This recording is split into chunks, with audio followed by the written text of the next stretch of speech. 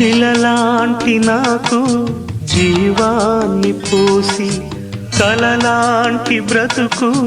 కళతోటి నింపి వలపన్న తీపి తొలిసారి చూపి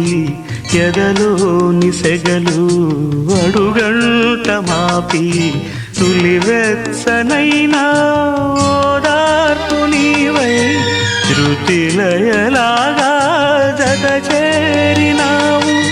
నువ్వులేని నన్ను హింసలేను నా వేదనంతా నివేదించలేను అమరం